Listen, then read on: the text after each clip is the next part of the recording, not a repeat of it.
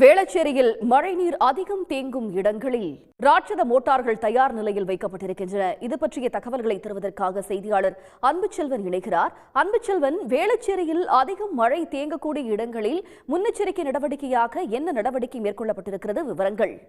குறிப்பாக சென்னையை பொறுத்தவரை விட்டு பரவலாக மழை பெய்து கொண்டிருக்கிறது. சில நேரங்களில் கனமழை பெய்யக்கூடிய நிலை இருந்தாலும் தாழ்வான பகுதிகளில் மழைநீரானது தேங்குவதும் அங்கங்கு மழைநீரை அகற்றக்கூடிய பணிகளும் தீவிரமாக மேற்கொள்ளப்பட்டு வருகின்றது. இந்த நிலையில் வேளச்சேரியை பொறுத்தவரை பேபி நகர், டான்ஸ் நகர் உள்ளிட்ட தாழ்வான பகுதிகளில் மழைநீர் என்பது தேங்கும்.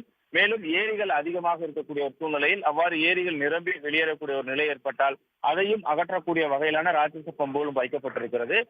குறிப்பாக ராட்சச பம்புகள் மட்டுமல்லாமல் ஏரிகள் அங்கங்கு மழைநீர் அதிக அளவில் தேங்கக்கூடிய ஒரு சூழல் ஏற்பட்டால் ஆகாய தாமரை இருக்கும் பொழுது பெரிய அளவிலான சிக்கல்கள் ஏற்படும். ஆகவே முழுமையாக அந்த மழைநீர் அதிக அளவில் தேங்கக்கூடிய வகையில் உடனடியாக வெளியேறாத வகையிற்காக அந்த ஆகாய தாமரை அகற்றக்கூடிய பணிகளும் தீவிரமாக அந்த மழை முன்னெச்சரிக்கை நடவடிக்கையாக மேற்கொள்ளப்பட்டது. அதன் அடிப்படையில் வேளச்சேரி பகுதியில் இருக்கக்கூடிய ஏரிகளில் ஆகாய தாமரை அகற்றப்பட்டிருக்கிறது. அந்த வேளச்சேரி ஏரியை பொறுத்தவரை பெரிய பரப்பளவில் இருக்கக்கூடிய ஒரு சூழ்நிலையில் ஆகாய தாமரை அகற்றப்பட்டு மழைநீர் தேங்கக்கூடிய இடங்களில் ராட்சச பம்புகள் மூலமாக மழைநீரை வெளியேற்றுவதற்கான முன்னெச்சரிக்கை நடவடிக்கையாக வைக்கப்பட்டிருக்கிறது. நேற்று இரவு கனமழை இருக்கும் என எதிர்பார்க்கப்பட்ட நிலையில் மிதமான மழை விட்டு பெய்தது மட்டுமல்லாமல் பெரிய அளவிலான மழை இல்லாததன் காரணமாக மழைநீர் என்பது சென்னையை பொறுத்தவரை பரவலாக பெரிய அளவில் தேங்கவில்லை.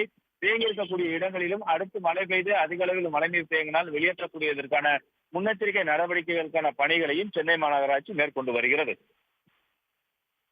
தங்களுடைய விவரங்களுக்கு நன்றி அன்புச்செல்வன். உடனுக்குடன் செய்திகளை தெரிந்து கொள்ள சன் நியூஸ் பெல் ஐகானை கிளிக் பண்ணுங்க.